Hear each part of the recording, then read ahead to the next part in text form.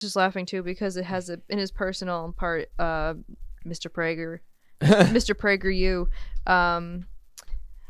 It says that in November 2024, he suffered a serious back injury as a result of a fall. So that's nice. We wish him many more back injuries and falls. All right, Tory, say something. Remember we were supposed to have a podcast? Podcast.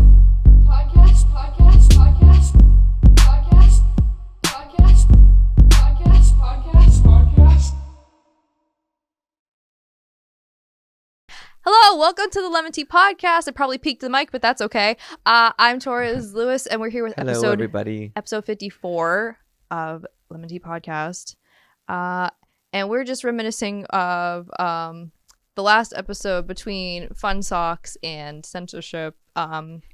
This episode will be more, I think, lighthearted in nature. I think we got out all we needed to last episode until some other stupid stuff happens. To be determined. But I don't know how we got to talking about this. Oh, I think I mentioned that I have long been a big proponent of anti-censorship to the point where I did a presentation in high school on it. Lo and behold, because I don't throw anything away of sentimentality, I guess, or things I was like, wow, I really did very well in this, and I want to keep physical evidence that I did very well in this forever, like a nerd. I have my presentation in this sealed, not sealed envelope. Did you bring this up last time? I didn't bring it up last time, but we talked about it. Off camera. Wow. Yeah. It was man, I thought I was so rebellious and cool and stuff. It's called freedom of speech ? Man, I really would. All right, I'll do. Yeah. The opening paragraph's pretty big. Interesting. My problem in writing anything ever at all is really just that I write super chunky paragraphs. Anyway, okay, so this is a really exciting start to the episode. But all right. I'm excited. Oh, okay. I really did research on this too. I don't even remember this. Okay. It was expressed to Americans in the Bill of Rights in 1789 that Congress would grant free exercise to an establishment of religion, the freedom of speech, of the press, the right of the people peaceably to assemble, and to petition the government for a redress of grievances. However, slowly but surely, the citizens of this nation, I feel like I'm giving a presidential speech, the citizens of this nation and the government alike have restricted one of our most expressive rights in the First Amendment, the freedom of speech, as well as art, music, and literature, which is really all within this freedom of speech. Yes. So, throughout the history of mankind, a majority of the population have felt the need to remove or suppress material that they consider to be morally or politically incorrect, such as books, films, or other material. From the bleeps you hear on television and radio to the severe edits that make creative works butchered and frayed, to even the restriction of being able to visualize this so-called obscenities, America has turned into one of the most overprotective, overly censored countries in the world. Whoa. This is 2009. Overly. I was on something. You were on. I was on something. You were on the punk rebellion. Yeah. I guess I'm not a punk. I don't know. I'm a dork, not a punk. Punks are dorks. They are. Have you ever met one? I have. Dorks. They're yes. fucking dorks. I love them. Oh, I do too. They're great, but they're dorks. Yeah. Once you peel back the leather-clad spike exterior, you just find a bunch of dorks. That's what they are. Which I say in the most positive way. Yes. What happened to the unadulterated originals of paintings, of books, of CDs? They are a casualty of censorship, and I believe it has gotten to a point where within the next 5 years, oh God, letting out the word hell through the media will become an auditory crime. I'm so extra. This is so embarrassing. So, oh yeah, and I did visual aids because we had to. Yeah. Not that entire thing, because my presentation would literally have gone on the entire length of class, but just summaries of it. So I did. I have little infographics too, like To Kill a Mockingbird, and I was so fancy. Oh my God! With it. It's like a no smoking sign.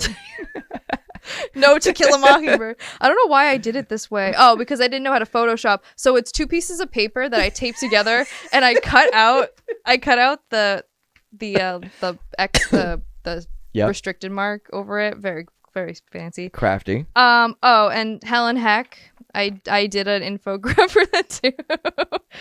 Hell with an angry sad face. You could and put this into like Heck with a smiley you face. could send this to like a church. Oh, I could. I know, right? Hell. Yeah. Red angry face. Yeah. Heck, happy Heck. smiley face. Yeah. No, they actually like probably to say hell. They probably like it.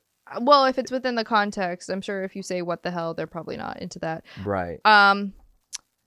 Statue where I put a censor bar over the boobs. Oh my god. I was like, I'm really into this. What is this one? Okay, this is 2009. So it's Barack Obama on Jay Leno. This is how old this is. I bowed. I bold a I bold. 129. It's like it was like the Special Olympics or something. An actual quote from Barack Obama on the Jay Leno show, which I forgot. I put this. Wow. Wow. All right, great. Barack Obama is not woke. Very unwoke. Man. Might as well just say the R word, Obama. Just drop it. Oh, where's Waldo? Uh-huh. Not in over 70 primary schools in New York and Michigan. I was like, That's awesome. he's so stupid. Oh, and then I posted a picture of Oh yeah. the infamous Nipplegate of 2003. Nipplegate. Yeah, that's what they were calling The it. wardrobe malfunction. That's what they were calling it. With Justin Timberlake and Janet Jackson. Uh-huh. I don't know it must be cited in here. It's a Pierre Bernard painting, and I wrote rejected in Sharpie in caps. I just wrote on it like a professional. Oh, and then That's awesome. I feel this is amazing. I feel like I mentioned this before. My Chemical Romance, when Teenagers came out, it was around the time of I'm gonna be honest, there's been so many mass shootings. I don't remember which one this was, but it was during the time of a mass shooting, and Teenagers was, talking about, if you bully the loner kid, he might just, do something about it. And on the radio they bleeped out the word shirt and pay in the context of but if you're troubled and hurt, what you've got under your shirt will make them pay for the things that they did. Yeah. Which is like the first time, last time, luckily, that I've ever heard words that were not swear, like you're bleeping the word shirt. It's so weird, but censorship is definitely a problem, and I will say you probably weren't far off. This I'm is very written happy in that 2009, right? Yeah, I'm very happy that we can still say hell. That's nice, and we can even say shit on television, so that's something. So hell wasn't bleep, but like you're kind of right, because in like the next 5 years after that, 2014-ish, Yeah, maybe even a little bit before, YouTube had that demonetization, like adpocalypse shit. Oh, where they yeah, started that's getting really right. heavily with like yeah. the censorship and like you can't say. And now we have the TikTok words. We have the TikTok buzzwords. Yes, we have we have grape. We have unalive. Other stuff that probably they say. I don't know what else they would say. I've seen that written in disclaimers of books I catalog. crazy. Luckily, just in disclaimers, Yeah. but they do say, because a good chunk of especially books that get famous from Book Talk, they have disclaimers now, or content warnings, which I actually think is like a good happy medium between keeping all the explicit content, but also kind of letting the reader have a heads up without letting it be to their own discretion without compromising their work, basically. But I have seen content warnings where they say that there's unaliving in this book or something like that, and I just Unalive. I just unalive inside. I unalived myself after that. So yeah, I think it's a little too much. But anyway, Will you let me read it? Sure. Not now, obviously, but will you let me read it? Yeah, Okay. sure. All right. I'm curious about if there's a good quote from the teacher who graded this. It's probably something. Oh, and the grade. You wanted to know what the grade was? Yeah, can I know what the grade is? I Yeah, need to know what the sure. grade Hang on, is. let me find it. Thank you. This yeah. is amazing. This is incredible. I love seeing this kind of stuff. and when I was looking for this, I had so many other works from school that I had completely forgotten about, and I saved clearly because I was proud of them for one reason or another.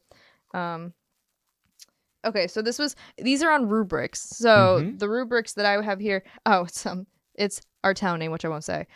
Town name, English department, persuasive writing and oral component rubric. Wow. Yeah. That's a mouthful. Yeah, it is. Jesus. Just call it a rubric. Call it a rubric and be done. Where it there's a lot of basing stuff. So it was based off of content, organization, speaking skills / stage presence, because I had to present this, which is like my worst nightmare, to be graded on speaking skills skills and stage presence.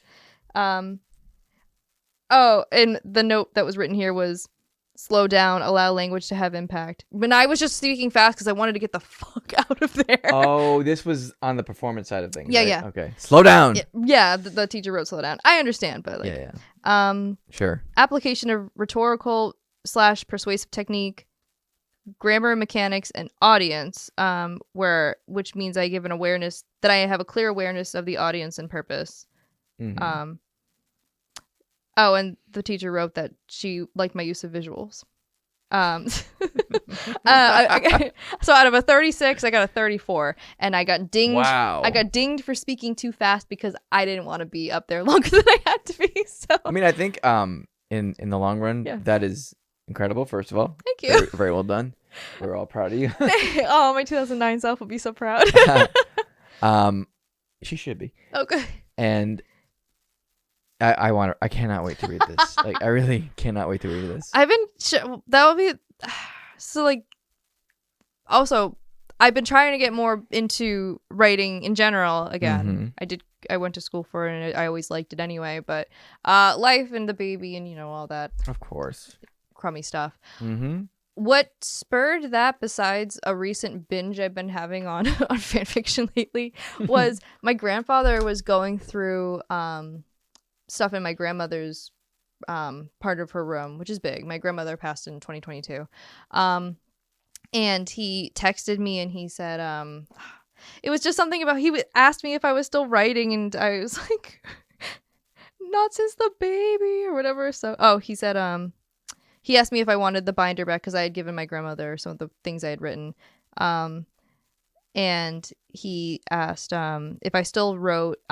He said, shame if you don't. You sure seemed like you had a talent for it. And I was like, oh my gosh. And then I said, basically, I hadn't written in a while. And he said, sorry to hear you're no longer writing. My grandmother thought that I had a lot of talent in that direction. Like they say, it's never too late. So after I teared up a tiny bit about that, so I just decided to write some more. You're like really excited for that.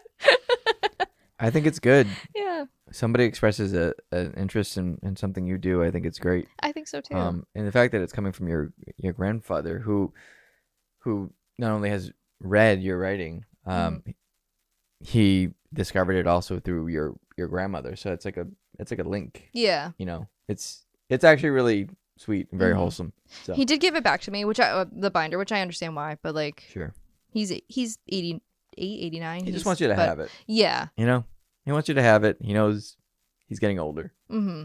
But yeah, it was very sweet. So I just kind of got this spark I hadn't had in a while, and I just was like, yeah, maybe I just should write something. What the hell? Of course. But it's so nerve-wracking to do after all this time. And when I sent it to you, it was so nerve-wracking too, even though you're a really great audience for it, because I know that you are coming from a good place and everything.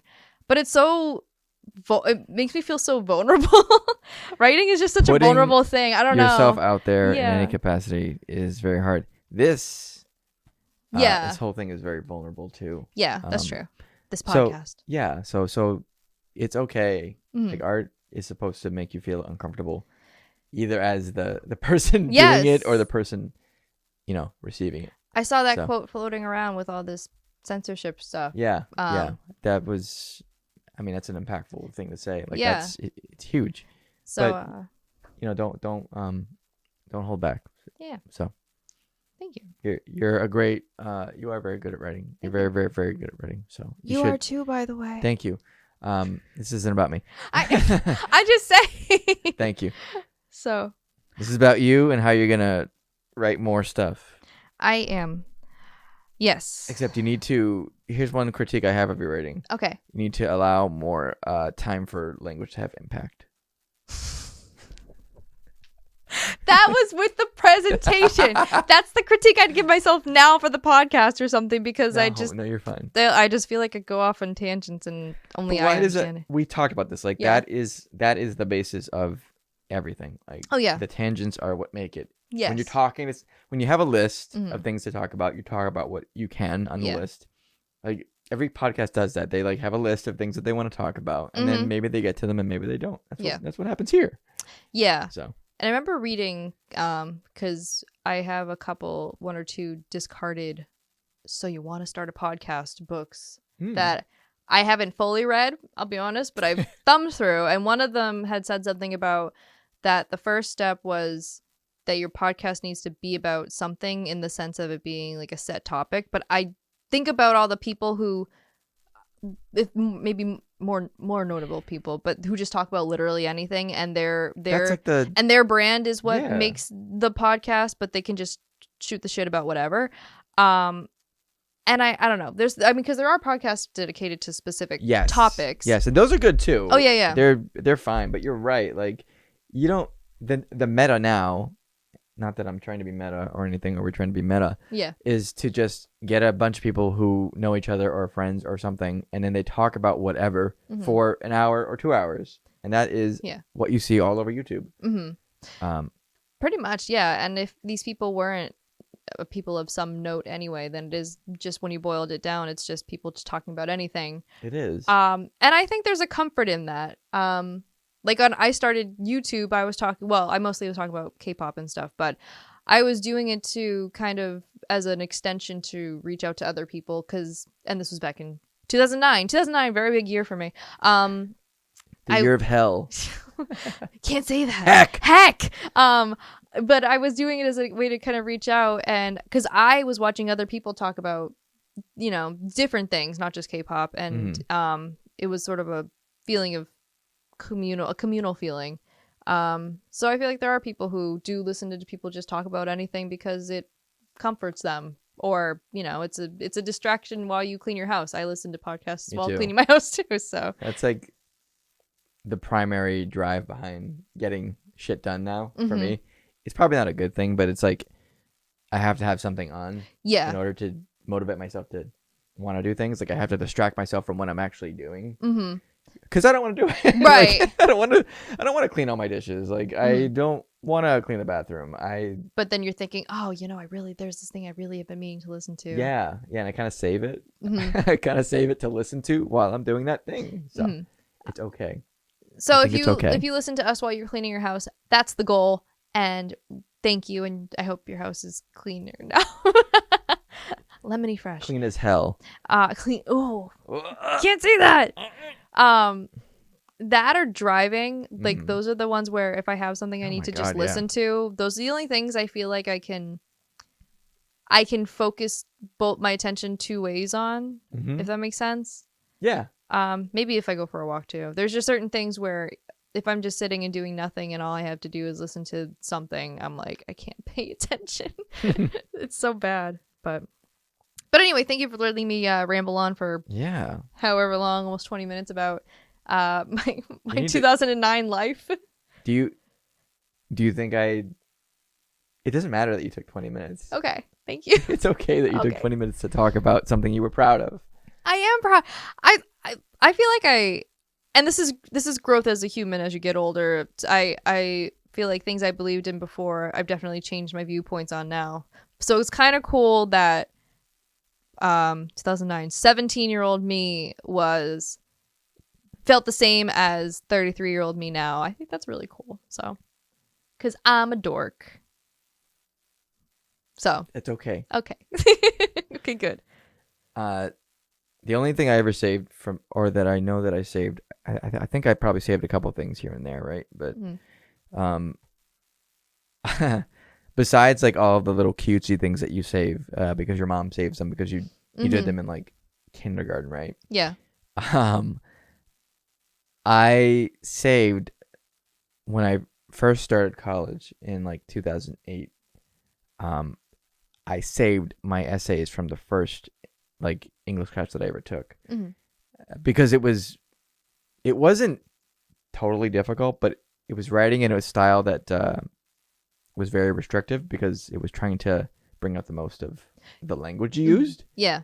And I saved them because I was very proud because I was like one of the only people in that class or in like his classes that had no revisions on their paperwork. Wow. Ever. That I went is a whole semester. That's awesome. And I was like, I got this. I'm doing this. That's awesome. I was so motivated. And then look at me now. a complete failure. No, of a you're person. you're still doing. You're back in school. Complete failure. No, you're Complete. No, that's not true. Bam. No, you're back in school now. You're doing good things. Stop it. Stop. Oh my god. Oh my god, get him out of there. Get him out. Oh my god, where'd you place your fictional self now? In a plane crash. No. Oh my god, no. No, you should be proud then, and you should be proud of yourself now. Don't diss yourself, man. All right, let's move on. But anyway, I had a shit ton of revisions in my past, so that is really something to be proud of, I think. So.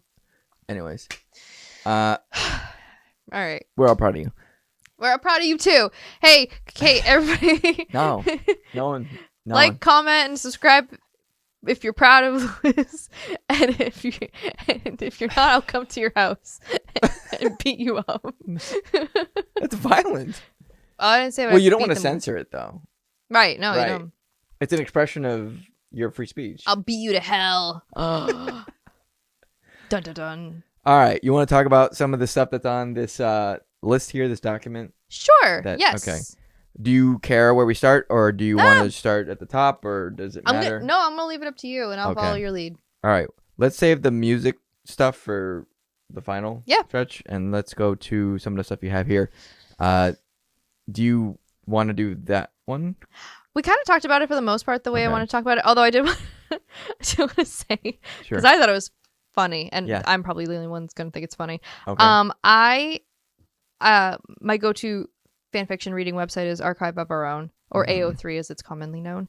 And there were some stories that I had read before that I had saved bookmarked. And I went back to reread them, and then it said, sorry, the author has made it so that you have to be a registered user, and I'm not. So I apparently you don't just sign up for, because I've had a couple of different fanfiction accounts, like fanfiction.net, the OG, and you just make an account. But no, the way that this works here is you have to send an invitation request, which it says that by submitting your email address for an invitation request, you confirm that you're at least 13, you're in a country whose residents have to be older than 13 to consent, la la la.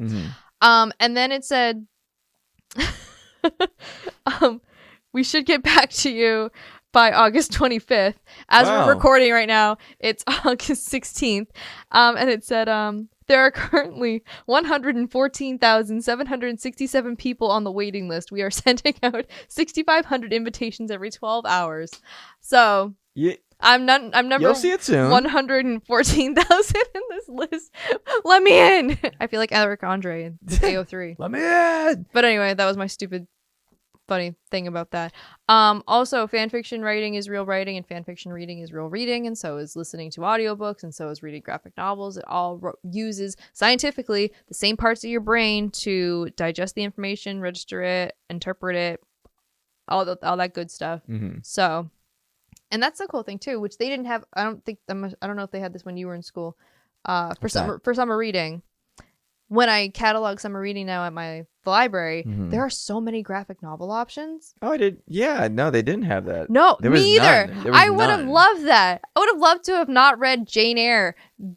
Horrible book. What if Jane Eyre was a graphic novel? You think it would appeal to you a little more? No, it is so dull and boring and sexist and horrible. Like, it seems they're making Jane Eyre more like Jane Eyre. Right? Yeah. Right? Despite my feelings about that book, I don't want it to be banned or to not exist anymore. All I have to do is just not read it. If you had a button to make one book not exist. No, I would probably pick something by Kirk Cameron. That's pretty good. Sorry, pretty Kurt. Good. You have a Facebook page. You can just post your book there, though. Whatever. Anyway, but I really wouldn't make anything disappear. But there's so many graphic novel options. There's Teen Titan ones, man. I'm so mad. I would have been. I had to read so many. I found some good books, but there were so many crappy books. Crappy to me that I had to read for summer reading, and especially in the summer where I want to do anything but reading for a grade. Right. But yeah, there's so many graphic novels. I think that's totally fine to do the graphic novels, but I do think you should have to hit some of the milestones. Like, I do think there are some things you probably should read because they're classics, or they kind of, show an interpretation of the world that is meaningful or impactful. Most of the graphic novels I'll say are in the middle grades. Sure. And from what I've seen on like the school websites, they do have special rubrics that do kind of challenge. I think you have to draw panels of in summarizing basically what you. Oh. So it's For the summer reading? Mm-hmm. So it's if you're gonna read something that has pictures, you gotta send back pictures. I guess is kind of the way they're doing that. But I don't remember. I remember doing summer reading, but I don't remember what we had to do like to prove that we did it. I don't even know if it was ever even proven. We definitely had to do reports. I remember that, at least for high school. Our list was a lot smaller now. The lists that the schools send us now are maybe 6 or so pages of options, book options, which is I don't know how they keep track. Incredible. With that, because you really could say I read the book and here's this, and how would the teacher know unless they themselves have read every single book on the list. And then I started doing AP English classes, and there was a couple, and Jane Eyre was one of the required ones. And then you had to read, because you're AP and you're really into English, you get a required reading and you get a choice of one. So you get to read 2 books and do 2 reports before the end of August. Lucky us. So I know. I understand the point of it. Like I do understand the point of it, but I do too. But it always felt like a punishment. Like fuck. Yeah. Like I'm in this advanced class and now I have to do. Well, obviously it's advanced. That's in the name. So now I have to be advanced and I have to. I can't just rely on the merits that got me. Yeah, here. I read Frankenstein. It was pretty good. Okay, that really really is a good book. No, it is. No. That was on my. Oh, okay, yeah. On one of my reading lists. And I think I was the only one who fucking read it in the class. That's such a great book to read. Dude, it's a monster that goes around. Yeah, this was an English class where the teacher in Florida, right? Yeah. I just want to couch it in some context. No, okay. You don't need to couch it in context because I know Florida's a dumb state. I get it, but this was a good school that I went to. Like, okay, all right. School. I'm sorry. You're also not originally from Florida, so no. And also, like, I was in higher classes. Yeah. But like, nobody read it because the teacher never showed up. Like, they were sick. I think they were ill, and the teacher never actually. We never met the real actual teacher. Did they die? No, I think they just had cancer. Sorry, out of context. I mean, eventually they probably died. But yeah. Oh no. But they had like a significant health problem, and then like we had a guy who just his idea of teaching the class was like, yeah, read the newspaper and just give me some current events from it. Oh, we had to do that for some substitutes too. I remember that.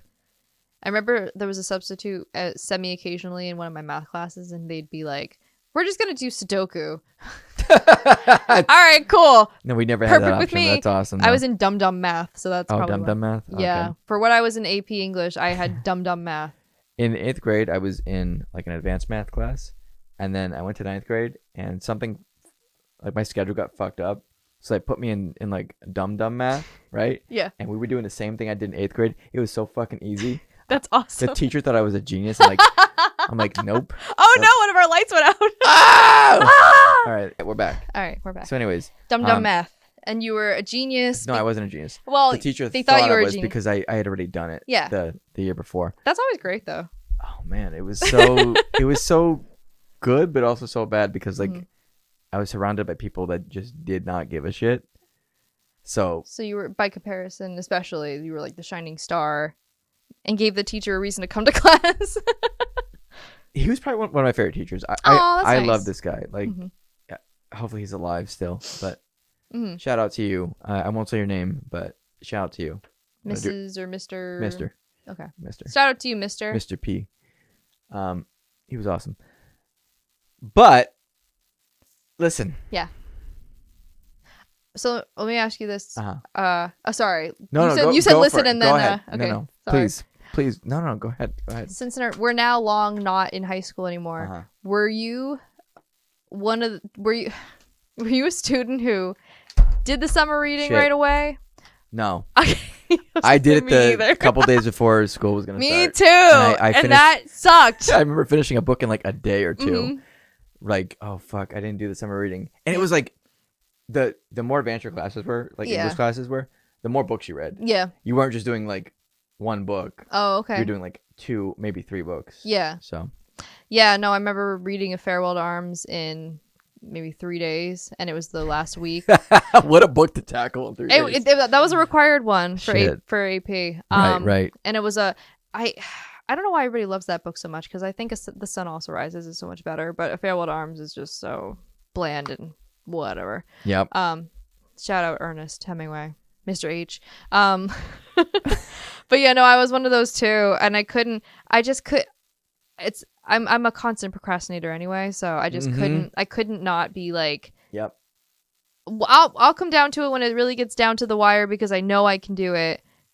But also, I shouldn't have been able to do it, or I shouldn't have done it. Yeah. Yeah. Because I was stressed the heck out I'm all the time. You, I was right there with you. But I kept doing it. Yeah, I did too. Yeah. I remember, this is going off way tangent, but like my mom still remembers this. Like I was doing a project. I was doing like a report or something, and I needed to print it out because you had to. Yeah. You had to present it in a little, those little like plastic. Oh yeah. Things that you would. Yeah. Put reports in. Yeah, with those little long clips. Yeah. And stuff. Yeah. I know what you're talking about. So like you had to print it and have that thing. Yeah. I waited to the last minute to do it, and I got it done. And it was like 10 o'clock at night, and I finished it, and we were out of printer ink. Oh no. And I had to be like, oh no. I had to go to my mom and be like, Mom. She's like, what? Okay. I'm like, I did my book report. All right, good.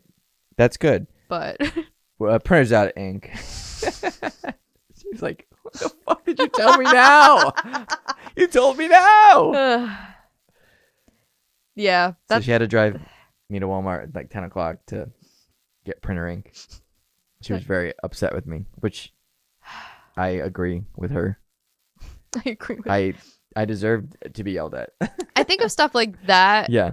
And I think about for my own child now. And I feel like I would be disappointed if they did what I did, but I also, in the back of my mind, I'd be like, same, fam. I get you. I get you, girl. I got you. My kids are already doing things that I did. Yeah. Like just little things here and there. Not entirely, but like they do things and I'm like, oh man, that's not the way to do it. But also like, yeah.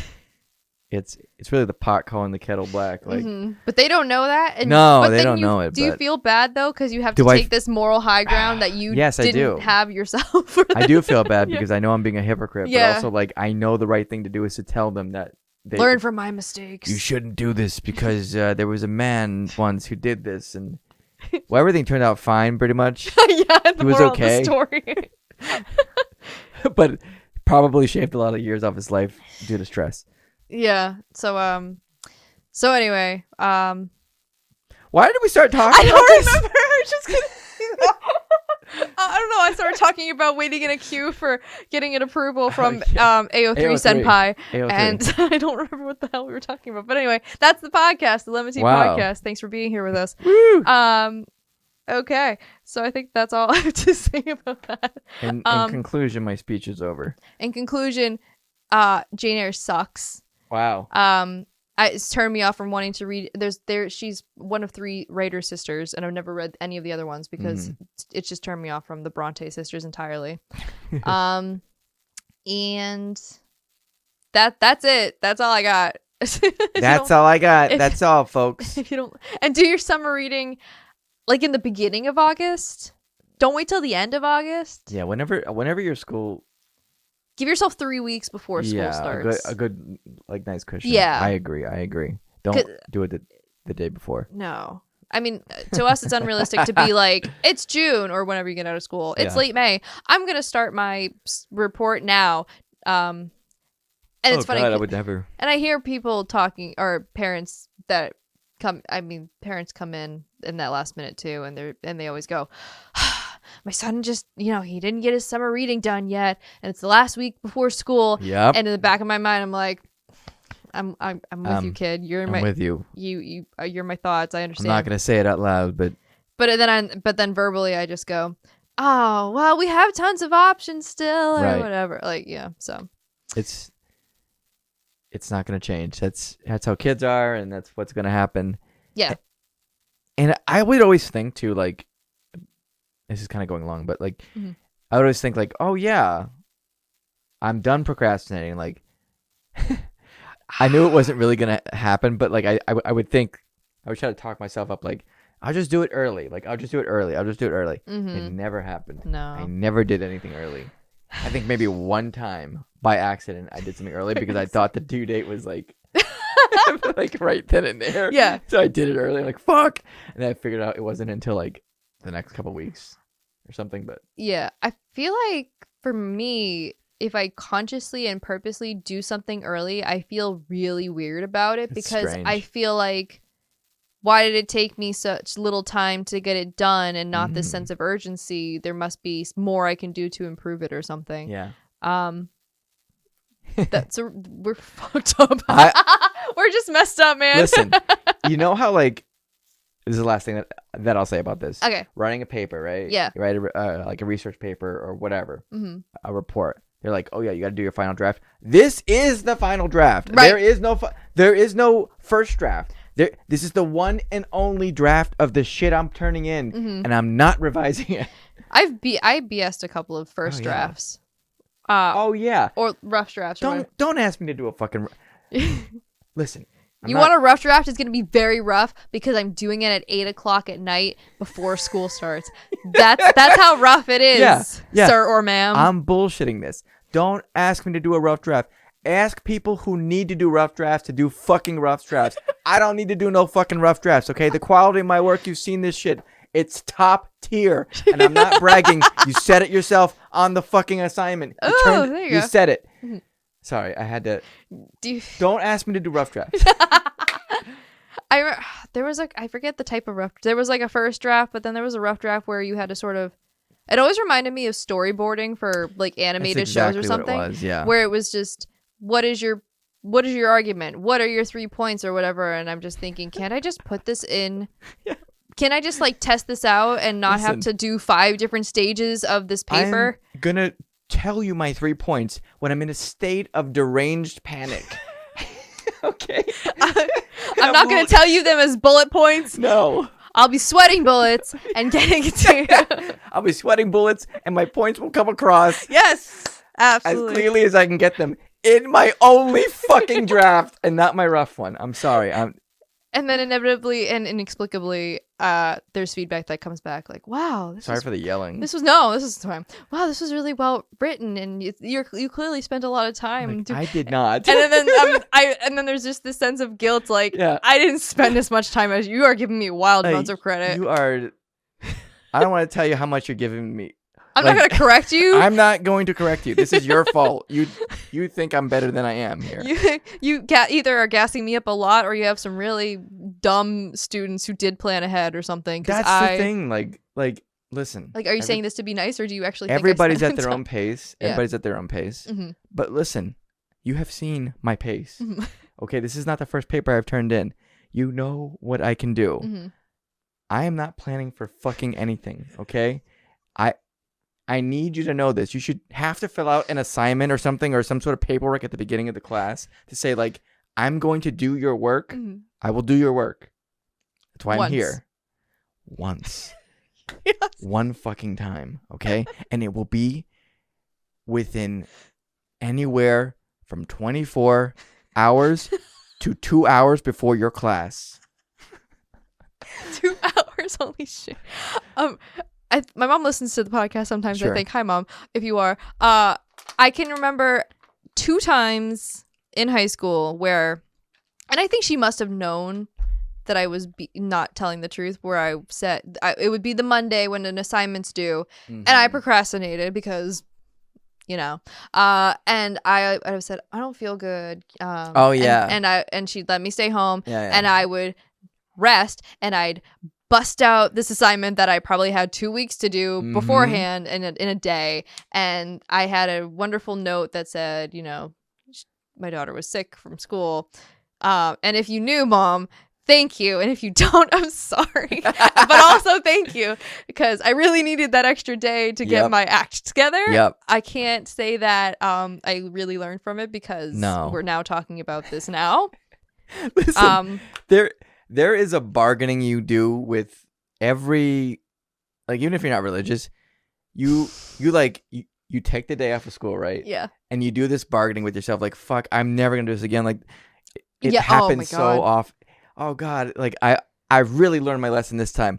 Bullshit, I haven't learned goddamn anything. I haven't learned a fucking thing. I learned it for maybe until the next big assignment comes. So what, like 6 weeks or something? You turn your paper in, and it's a day late because you were sick. Yeah. And you turn it in, and it's good. It's fine. It passes. And that's it. Creativity. Yeah. And that's why you're creative. Because you know why? Why? Because creative people don't do their shit on time. They get creative with how they do their assignments. Yes, you have to get creative with that shit. This is why I went to college for creative writing. That's right. I was creatively writing, don't you know? Although there was some solidarity in the college on campus when I would go, and I would, same thing, would print out my assignment at, I think for end of semester periods, they let the computer lab or whatever it was called be open longer for people like me, obviously.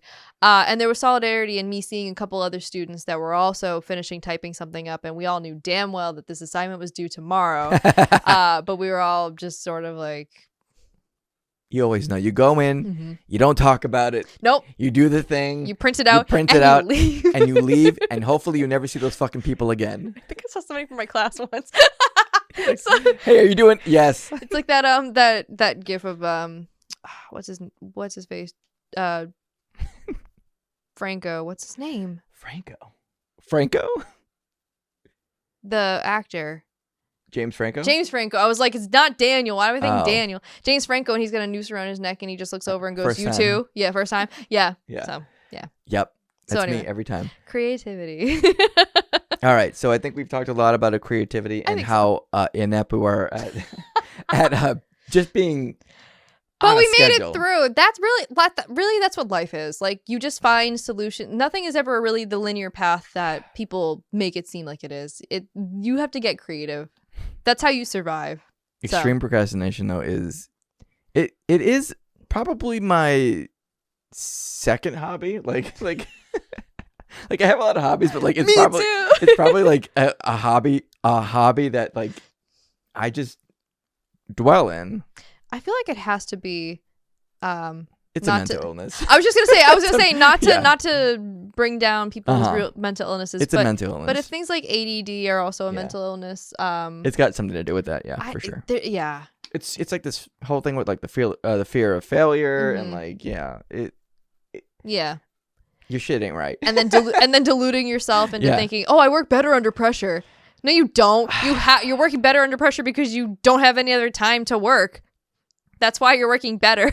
You have no other choice. Like, it's either get it done or get nothing. Yeah. So anyway, life is just about being creative, really. So you gotta get creative with everything. Yeah. All right, we have a couple more topics here.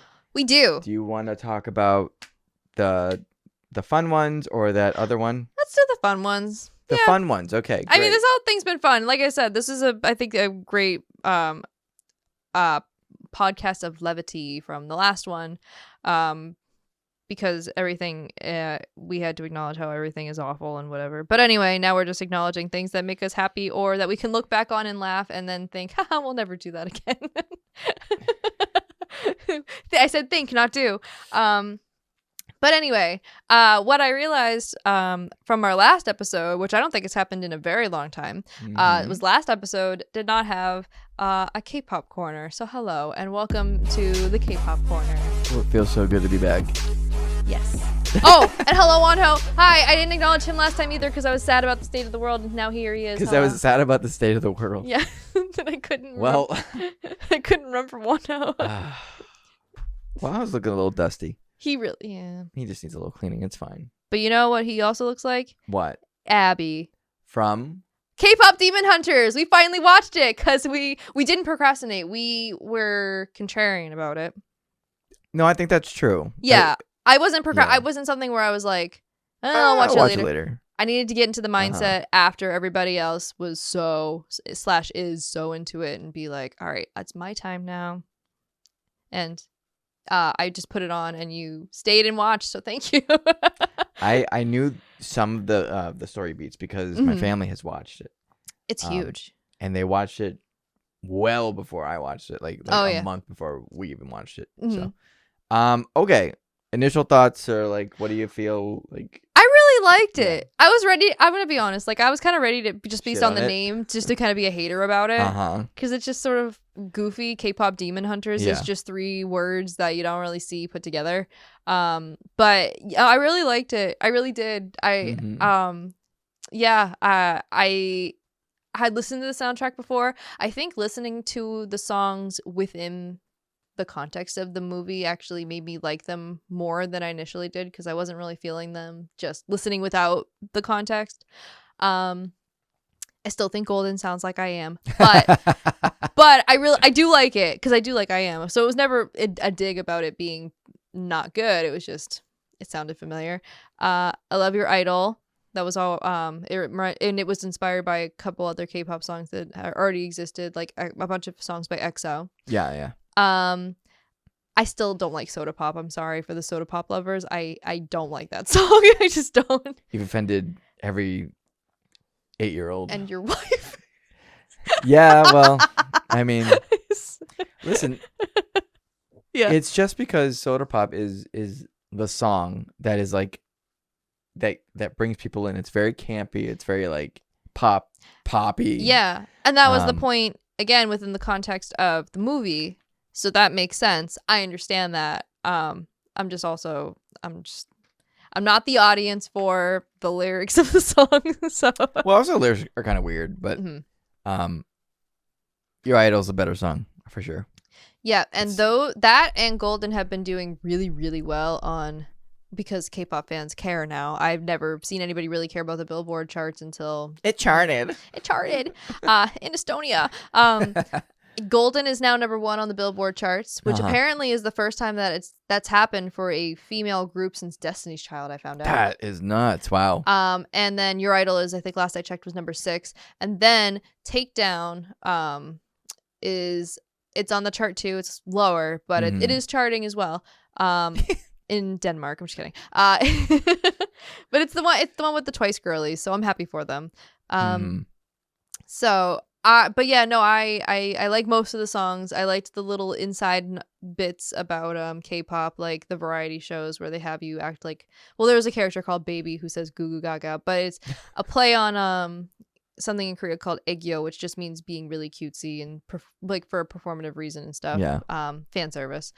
There was also somebody who mentioned spoilers, I guess, in the scene where they do the music performance and Takedown plays instead of Golden. Oh. In the at the end? the K-pop Music Awards or whatever they call it in the thing. Yeah. The Idol Music Awards.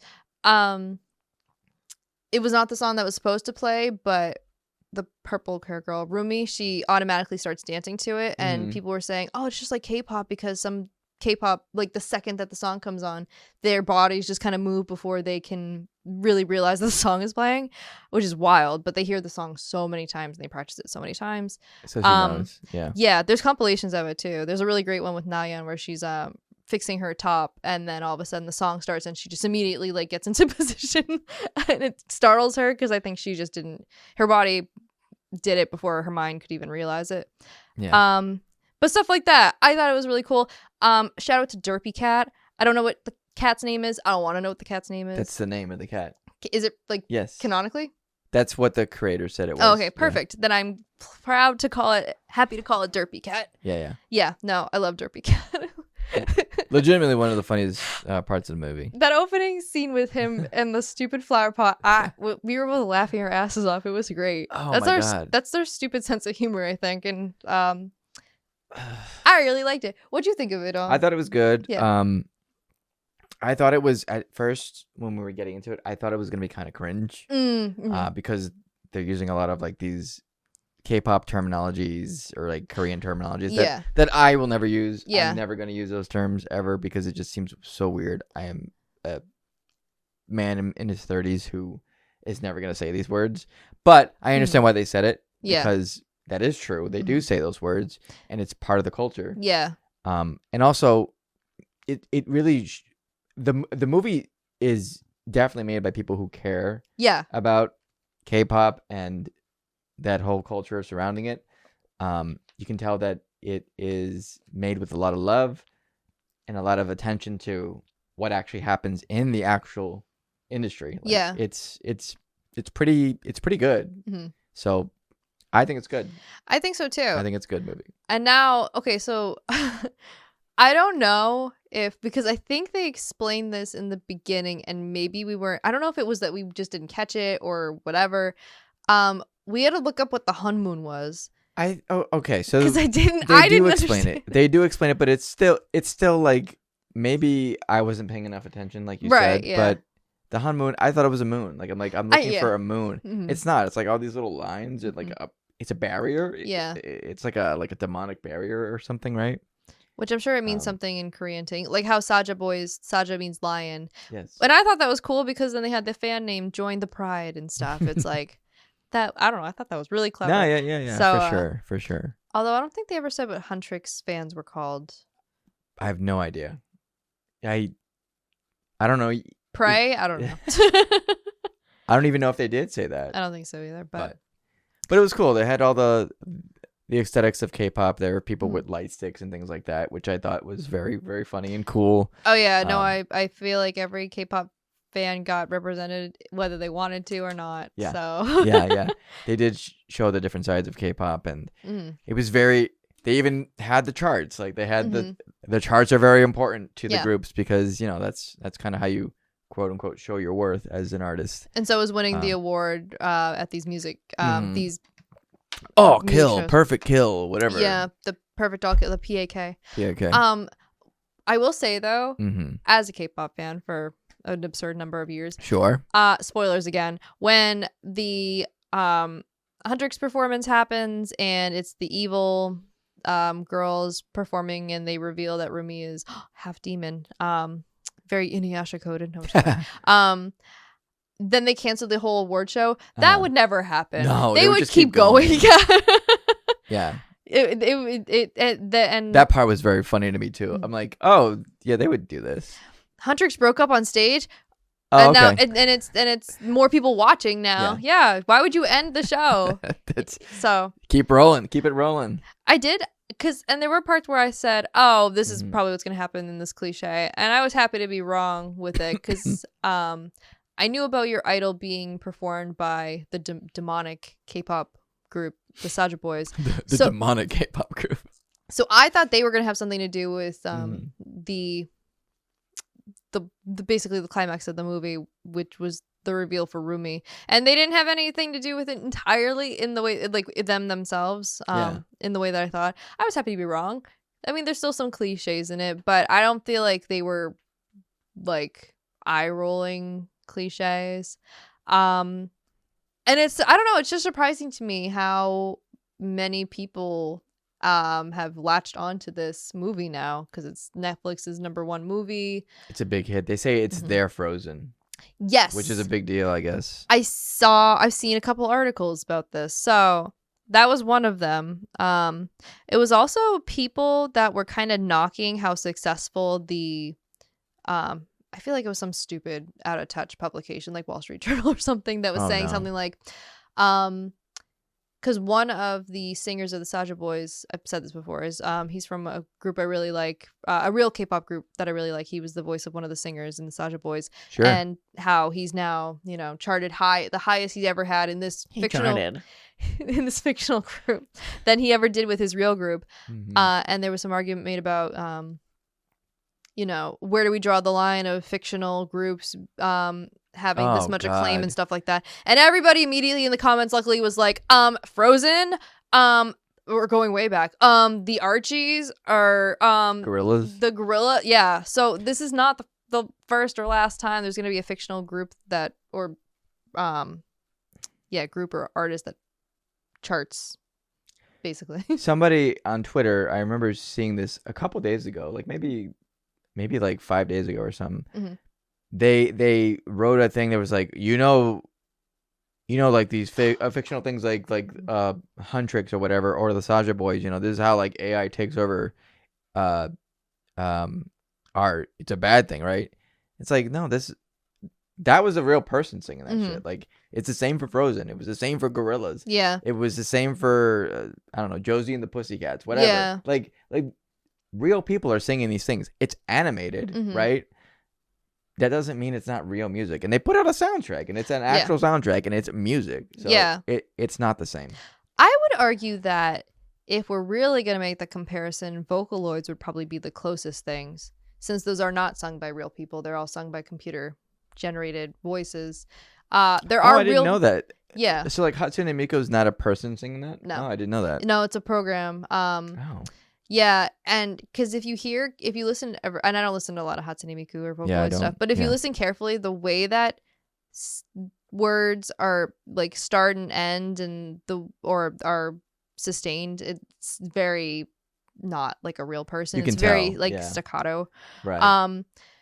But at the same time, Vocaloids are being programmed by real people, so that's not entirely AI either. But if we really want to get into fictional group is so close to AI, even though there are real songwriters, real composers, and real singers, it'd be them. Vocaloid is missing real singers, so I guess that to me would be your closest argument. Not this though. This is really basically just K-pop Disney, which in this sense I mean complimentary, because I don't know, I like Disney songs, and almost all of them are sung by fictional characters. So I think it's cool. It's really bringing K-pop to people that maybe know nothing about it. And K-pop has been branching out for such a long time to Western audiences. Yeah. To the point where like some songs and even full albums are in English, which I know you have a problem with, and I agree with you. Yeah. I agree with you with that because it's Korean pop, right? It should stay true to its roots.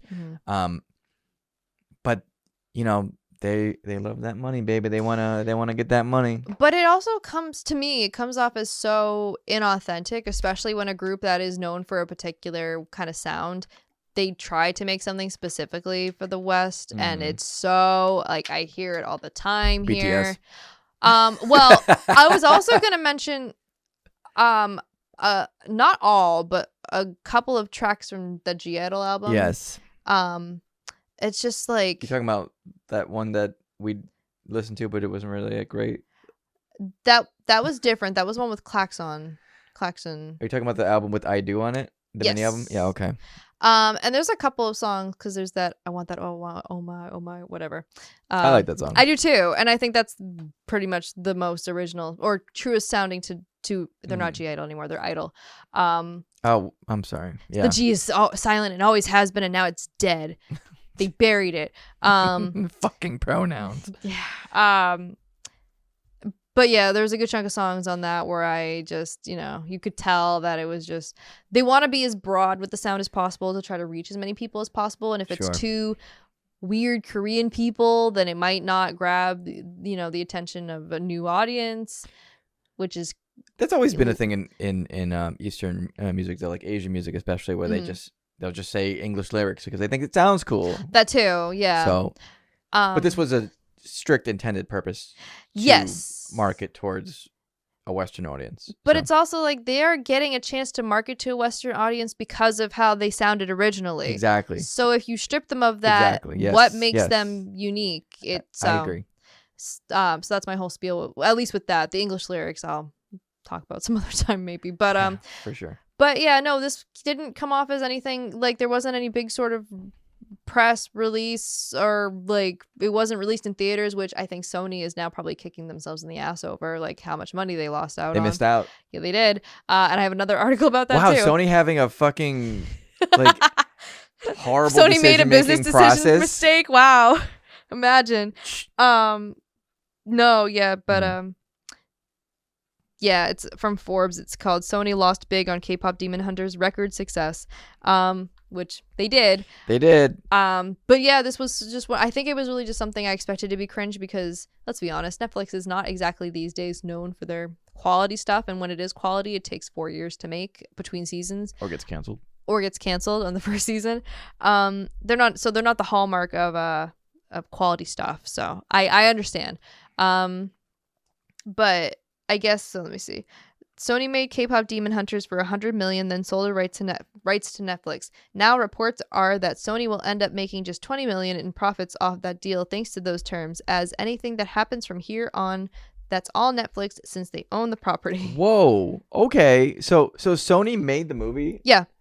And then they sold it to Netflix. And Yeah. now Netflix has the exclusive property rights. Yeah. Oh my and I guess they get God. $20 million of the 20 cut. million is such a low that's by comparison. Fucking nothing. Yeah. Holy shit. Okay. Well, fuck Sony. So. Yeah. So, and Forbes keeps saying, like, at the time that was probably what it sounded like a good deal.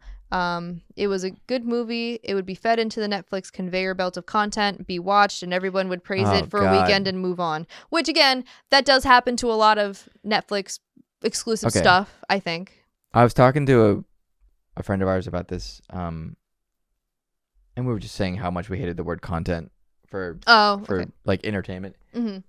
And not that you are saying that in like a horrible way, but like this like boiling down of entertainment or whatnot to just being content. It's just so like, ugh.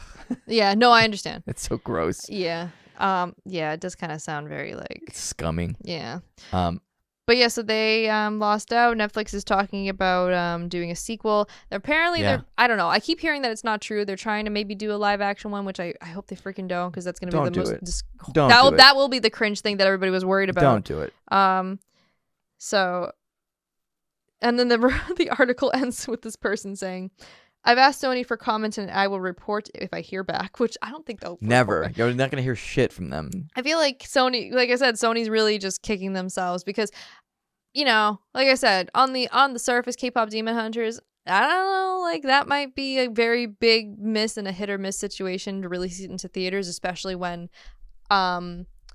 recently it was Sinners. I was going to say before Barbie and Oppenheimer were the go into the theater experience movies. Barbenheimer. But before that, nobody, I mean, post-COVID, no one's really been going to the theaters by comparison to pre-COVID and Marvel and all that other stuff. And even now, Marvel movies, I think, are kind of tanking, at least compared to what they were pre-COVID. Yeah, because it's just such a oversaturation of the market. Well, I think there's just people just have become so dependent on, I'll watch it on streaming when it comes out in a month or whatever, that they that's a big thing too, yeah. And which sucks. Movie theaters are cool. I love going to the movies. I still do. But there's movies, and so Barbenheimer, Sinners, which I haven't seen, but I've heard is really great, and I want to see movies that are made with the audience, the movie viewing audience in mind. Like they're making a movie for the movies. Theater. Yeah. Yes. And I feel like, and now they're talking about they're doing a limited theater release of K-pop Demon Hunters, like live as in go to the movies and watch, karaoke versions, which everybody keeps making fun of just because they imagine a bunch of screeching children trying to hit the high notes in Golden. But if your kids want to go to that, that's whatever. That's happening. Take your kid to go see K-pop Demon Hunters if you want to. It's fine. But my point was just it's so clear that it's them scrambling because we goofed up and didn't put it out in theaters and could have made all this money, and now they're trying to just kind of do you want to see it in the theater? Yeah. Big screen, it's bigger. Ooh, you can sing to it. You couldn't sing to it at home, but now you can among people you don't know in a large room. Yeah. I don't know. That probably appeals to some It'll be children. like a Taylor Swift Eras tour movie. That was that one I kind of understand though, because Swifties like to congregate and share their love of Taylor Swift. I think that's fine, especially with the price of like concert tickets and stuff. It's just expensive. I saw the Glee is God, I'm so old. The Glee movie, which was just a tour compilation, and I was also and almost all their songs are covers. They do have a couple original songs, but all their songs are covers, and so I was just kind of singing along and all that stuff too, and it kind of felt cool to be among people like that as well. So maybe now that K-pop Demon Hunters is bigger, there will be people going in a sort of that sort of camaraderie way, rather than a bunch of people who are not knowing what to expect watching this movie. Either way, I do still feel like it's Sony kind of scrambling and maybe trying to recoup their $80 million loss, listen, I guess. Sony only makes great business decisions. You know this, okay? Spider-Man, great business decision, okay? Great. Good stuff. Anyways, K-pop Demon Hunters. We liked it. It was good. Yeah. Go see it. If you haven't seen it, watch it. If you don't care, move on. Right. And if you're shitting on people for liking it, get a life. Let people like what they like, okay? These are dark times. Let people like things. Yeah, these are dark times. Okay, let's Speaking move of on Hunter. to the Oh wow, yeah, that's right. Sorry. You listened to an album. I did, and you did too. I did listen to the album. Yeah. I did listen to the album. And speaking of Hunter, it was Hunter by Key from SHINee, which I've been super excited about because I think that Key as a soloist is really, as the kids say, slept on, and only puts out, as the kids say, bangers. I'm sorry, I'm gonna stop.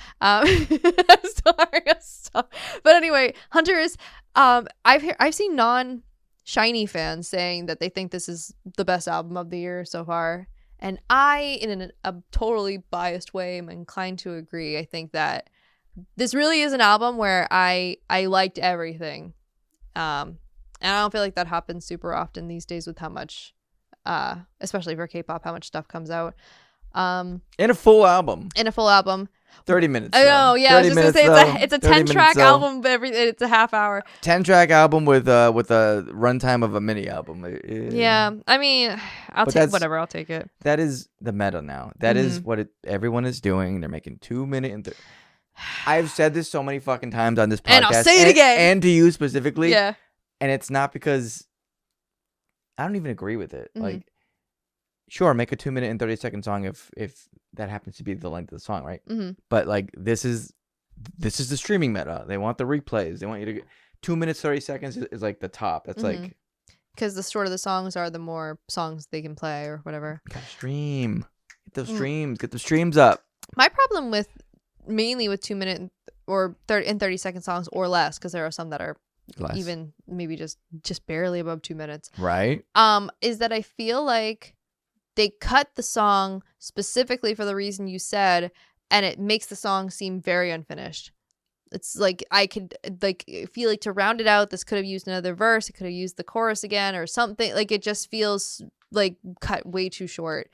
My ideal song is you need at least 2 choruses, if not 3, and you need 3 verses. Yes. 3 verses, 2 choruses at least. And bridges. Get a bridge in there. Build the bridge. Make it fall. Make it fall. London Bridge that shit. So yeah. But actually, so one of my favorite songs from Key, I'm gonna pull up the tracks now. It's called "Want Another," and also "Trap." Actually, those are the 2 shortest songs, and they're both under 2:40. But I feel like those are 2 songs that feel complete. Again? What? And again? Oh, yeah. Okay. Problem with Trap though is that maybe not Trap then. Want Another, I do feel like for a 2 minute 30-second song, it really feels like a complete succinct song. It feels like it was meant to be 2 minutes and 30 seconds. It did what it needed to do. And actually, I feel like when I listen to it, longer than 2 minutes and 30 seconds passes, which is really cool. Yeah, Trap I really like. Why I had to say again 43 times. You counted? Yes, you I counted. Counted? Well, so I counted and I told you, I said 39 times, especially in the part where he goes and again and again and again all in a row. But before the first chorus, he says again 4 additional times. So yeah, 43. Damn. 43 times. Girl, you're on it. You're on that shit. But I love the chorus so much, so I really love that song. So I'm That's willing a good to song. I'm willing to let again and again and again go. Again and again. All right. Do you want to hear some takes from me? Sure, yeah. I'm dying to hear takes from you. All right. Yeah. This album was great. I'll say first and foremost, I thought it was great. Everything in like everything after, because there was 2 songs I didn't like in this album. Okay. I didn't like Strange. Oddly enough, it was too strange, I think. It just didn't work for me. Like, I don't know. It definitely isn't the worst song I've ever heard. Just maybe I need a couple more re-listens for it to actually hit, but I tried twice and it was like, And then what other song? what other song did I like? One Another. I wasn't really sold on that one either. I love that one. So besides those, I think everything else is pretty solid, especially the back half of the album. I think everything after like One Another is just hit, and then you get into like the super hits, which I think is like Infatuation is my favorite song off the album. I think that's a great track. Good everything on that. It's got like this like 90s feel to it. A lot of heavy like drum. Very good. Glam is amazing. I love Glam. Glam is my God. Good. Glam is so good. All the gay fans are like, he did this for me. I feel seen. Yeah. Glam is great.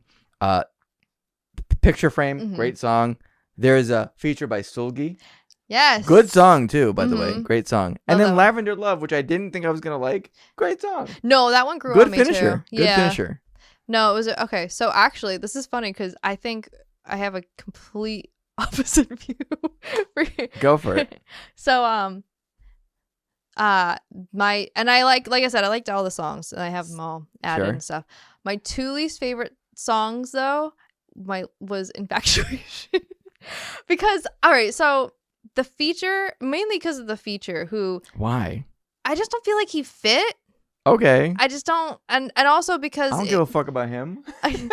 And he actually, so speaking about fictional groups, he's from a fictional K-pop group called Plave. I've never heard of them. No, I don't really. But they're like 3D virtual idols. That's fine. Whatever. But they are sung by real people. It's a real person who sings that. Yeah, that's fine.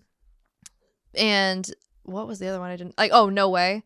Just because it sounded a little too like believe in yourself or whatever, and it seemed kind of. I understood the message, and it's genuine. So you had and I two get songs that you didn't like, and those were the two songs. Yeah, Gotcha. I like them though. I have them added, but for Infatuation, I feel like maybe for me, maybe just deviated a little too much from the overall. I think my first impression of the album was, it's like if aespa was, if he was doing aespa, which I mean complimentary, but I like the fact that those songs are different because it gives you a perspective of what he can do in different styles of music. That's true. Yeah. Which I really appreciated that, especially so deep into the album. Like, I think maybe the problem is just because it was within the album, so maybe it was just released as on its own as a single. Yeah, but I think it was because I thought you wanted this to be like a cohesive, like a thematic album. Yeah. But I really don't think this was a thematic album. I don't in think the same so either. sense of like Gasoline was. Even. Yeah. I don't think so either. Hunter, the title track. Oh, I love Hunter. Is a great song. I like that song a lot. It's basically Thriller in the morning. Like, what if Thriller was in the morning? Yeah, it is. It is though. No, it is. Even like the music, like the melody and stuff. Yeah. You can hear the influence of Thriller in there. Yeah. And then we watched the video together, and it was just a sea of background dancers that were sort of zombified, sort of kind of, or like possessed, or and something. Literally just I just couldn't help but say this reminds me of Thriller. But maybe that was the point. I mean, Hunter, Thriller, I don't know. But and that's a great song to be inspired by if that is the case. So. It's not a knock on it. I'm not. No, it's not. This isn't like a disparaging comment on it. It's yeah. That's the influence. You can tell that was influenced by Thriller. Yeah. Maybe I'm off base. It felt like Thriller during the day, which I'm fine with. I'm totally fine with. It Daytime Thriller. Daytime Thriller. But yeah, so I think I said this too. My favorite Key song ever is Killer, because I'm such a sucker for that 80s stuff. Yes, oh my god, it's so good. I loved it so much.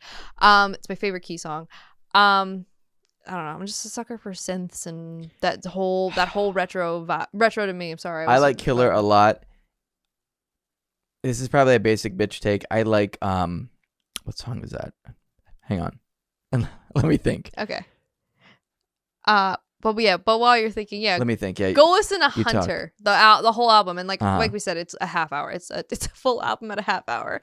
But it's so good, and it actually has just been one something I've been listening on repeat for the last few days, which doesn't really happen with, especially lately, K-pop albums.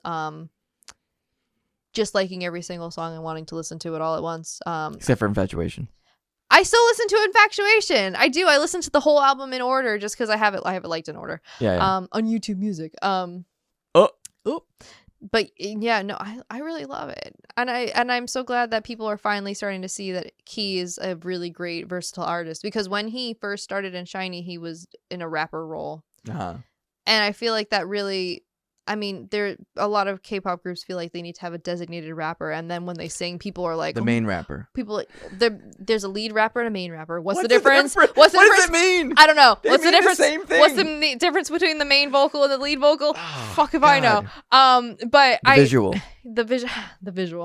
the visual of Shiny, who is Minho, I think, and he's a very pretty man. Oh, Minho, yeah. I only know like one or two songs from him though. He only really has one. Or I two think songs. I only. Heartbreak is my favorite. Of all the Shiny members, I know the least about him. I feel like you would know least about Onu. Oh, I don't even know who he is. He's Never in Shiny mind. also. Yeah. That's the guy I know the least about. Jonghyun, Taemin, Key, Shiny, Onu, and Minho. But what was I saying? So they don't recruit people usually in K-pop groups because they're great rappers. They usually do it because they sound decent singing, and then they're like, well, there's somebody, or there's somebody who sounds vocally better than you, so you're gonna be the rapper. So when the rapper sings, it's just sort of people are taken aback and they say, "What? You're the second most attractive person in the group. You can't be the visual. You're the rapper." The K-pop positions are so funny to me. I laughed my ass off when I was reading through like when I first started getting associated with what K-pop really was and like the group. I'm like, this is so weird, but it somehow it works. But it's very strange to like have these group positions of like. And I'm sure like even American groups had that, but they just weren't called that. Like maybe, yeah. Like NSYNC, right? Mm-hmm. Like there was no rapper or anything back then with pop music and shit. Yeah. But like the visual of NSYNC. Who's the visual of NSYNC? Oh no. It's probably Justin, right? I think so. Well, are we talking that each one has a specific role? Because I would say that Justin would probably be like the lead singer, the lead vocal. Yeah. That's why I was trying to think between Lance and Joey and like whoever else. It's not Joey. It's Lance. It's Lance. It's Lance. I'm sorry. Sorry, Joey. It's Lance. Yeah. Yeah. No, it is funny because the visual for me in K-pop is very, my job is beach. It's just, you know what I mean? No, I don't. Like from Barbie, where Ken says, my job is beach. I'm sorry. Yes. That's what sorry, the visual. Don't cancel me. No. How dare you not remember this movie from 3 or 4 years ago? That was a meme. Yeah, that was a meme. Yeah, no, that's what the visual. That's what it comes off as to me. My job is beach. I don't know. Yeah. And they're visuals for a reason. They're pretty, but it's also sort of, I can't listen to pretty on your album. Sorry. Visuals usually don't have a lot of parts either. Yeah. Like in the songs, they're attractive, but like. Mm-hmm. And they can sing because they're in the group, so they can sing. Mm-hmm. But yeah, there's just others that sing better. The song is "Guilty Pleasure," by the way. I knew that was gonna be. I just couldn't think of it, but like that's a great one too. That is a great song, and it's a 3-minute and 49-second song. Oh my god, incredible! Remember the and days. Gasoline as a whole was only a little longer than Hunter. It was 37, really. It was 37 minutes. How many tracks were on it? 11. Wow. Mm-hmm. Okay. Interesting. Yes. So really, it's not about the quantity, it's the quality, I guess, is what it boils down to. But right. But yeah, no, I really loved this album. I did too. I really enjoyed it. I haven't listened to much new music because typically I have to really. It sucks, man. Like I don't know what this is. This is definitely another like mental illness thing or something or some kind of quirk. But I really have to want to listen to new music in order to give it my all. Like if I'm listening to new music, I want to give it the time of day so that I'm actually listening to what's going on and I'm not just playing it. Mm-hmm. And well, I'm the same way, so I guess we're both mentally ill. Let's go take ibuprofen together. Sure. But yeah, you're right. It's you have to be in a more receptive mindset. If you're playing old stuff, it means that you sort of like listening to a podcast while you're cleaning. It's sort of like you're paying attention, but you know that you don't have to give it your entire conscious attention. Sometimes I need my security blanket. Yes. And sometimes that security blanket has to stay on for 3 months. The waves suck. Yeah. I hate the waves. Yes. So the second that my mind is like, you need to listen to new music, I say, okay, and I just binge until suddenly my brain is like, you need to listen to Big Bang. Yeah. Sorry, it's a joke because they haven't released anything new for a while. Oh, But anyway. damn. But their anniversary's coming up, their 19th anniversary. So go them. They're Yay. great. They are great. Hey, so that reminded me, speaking of mental illness with music. Shout out mental illness. So are you normal, or when you suddenly remember the existence of a song, find it on YouTube Music, realize that you have it liked, are you normal, or do you unlike and then relike the song so it shows up more immediately on your liked playlist? Because I do that a lot. I don't do that, but okay, you're normal. It's good. Because if it's a song that I just can't get out of my head, I don't want to scroll all the way down. And YouTube hasn't put a feature in where you can search your like list, which is annoying. Real quick, because I know we're getting into like the length of the episode. Yeah, but yeah, we're so good. That is a huge turnoff for me for that. Like, I have a like list. It's huge. It's humongous. I have a lot of shit on there, and it's not even that big because I could have a holy shit more. Like I could have a whole bunch fucking more on there. Like. But they don't have an option to actually search it. There's a search bar in there, but you cannot. It doesn't work. Like, I don't know if it works, but it does not work. On YouTube or YouTube Music? YouTube Music. Okay, I was gonna say YouTube itself for your watch history has a search bar. Yeah, no. Why can't they apply that to the likes list? Yes, that's what I'm saying. If you're in your likes list, you cannot search inside the likes list. It doesn't break it down. I don't know why it doesn't do that. It makes no sense. And for that reason, that is why. Well. Thanks, Kevin. For that reason, that is why when I rediscover a song, find that I've already had it liked, but I know for a fact that it's number, 3,000 on my 5,000 plus liked music list, I just unlike it and then relike it so that when I go to my likes playlist, it's at the top.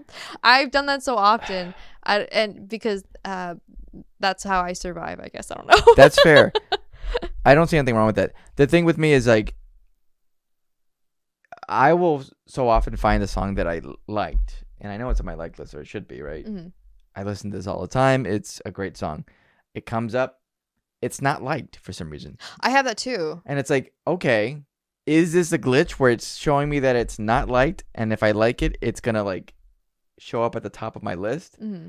So I get anxiety if I like double like a song. Oh, okay. And if it shows up as not liked and I like it again and it shows up at the top of my list, that's when I get anxiety. That's when I get anxiety. Oh, okay. See, that's my not normal part about it. Okay. Because I know it's supposed to be on there. I had that happen recently too, with a Big Bang song. I thought. You thought. Damn it. You brought it to the podcast. Damn it. But anyway, but I didn't, so I liked it again. I've also had instances where I know I'm liking the album version of the song, but all of a sudden it plays the concert version or something, mm-hmm. and I know, because I don't care. No offense to the concert versions of songs, people who like them, but I don't care. I want the studio version of the song. But then all of a sudden it says something in parentheses live, and I'm just like, oh fuck. I never liked you. I never.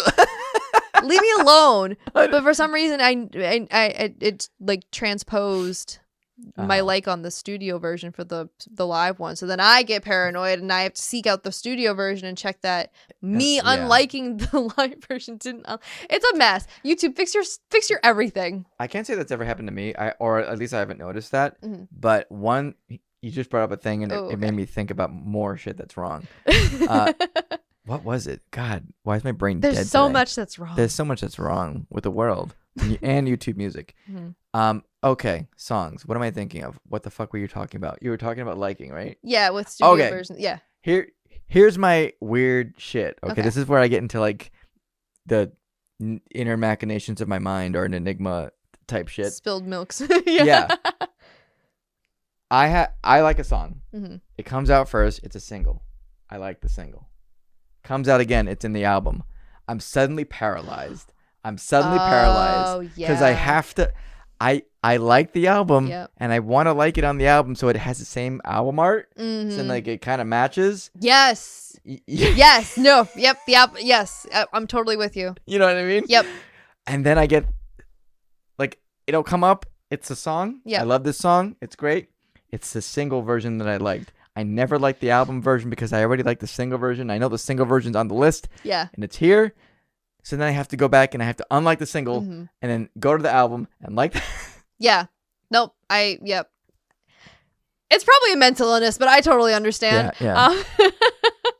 Yeah. No, it makes me paranoid that if I like one, not version, I guess one group, I guess release version, whatever, over the other, and make me think, well, that doesn't match the album art doesn't match the rest of the things, and yeah. What is this? And sometimes the single album art is really cool. Yeah. And maybe it's better in some instances, but sometimes I'll just like both because I want to support the artist and I want to make sure I've covered all my bases. Oh, yeah, but see, I know. Man, that's the thing. Like I could like both, but then it's on there twice, and I'm like, why is it twice? I have two copies of the same song. Yeah, there's only a couple of groups I've done that for. Big Bang. Soft Cult is another one. But they're much more underrated, and I want to give them the like because I wanted them to know that I support their song. I liked you twice. But there's so many that I have doubly liked from their single or their album, so what can you do? Either way, I won't find it if I scroll through my likes list. So what a stupid thing. Why? I'm going to open it now. Hang on. Okay. Hang on. Before we end it, I need to see this. Before we end things, because I know it's ending. Yep. It's over. Like all good things. It's over. Okay, look. See, look. YouTube Music. Here's my like list, right? Yep. All right. Oh, the search. There's a search bar. Yeah. Let's say I want to search for, I don't know, Magdalena Bay. Mm-hmm. Okay. Let's search for this. Is it in here?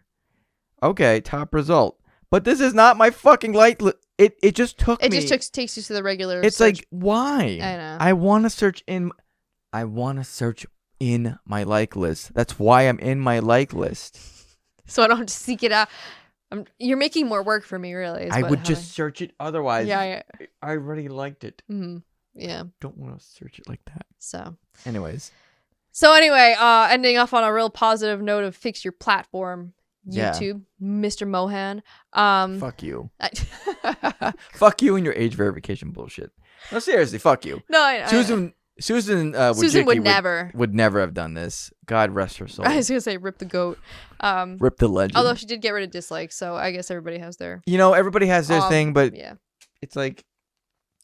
It's dislike. It's like people who look back at George Bush and they're like, he was a great president. Actually, he was good. Compared to this. He was great.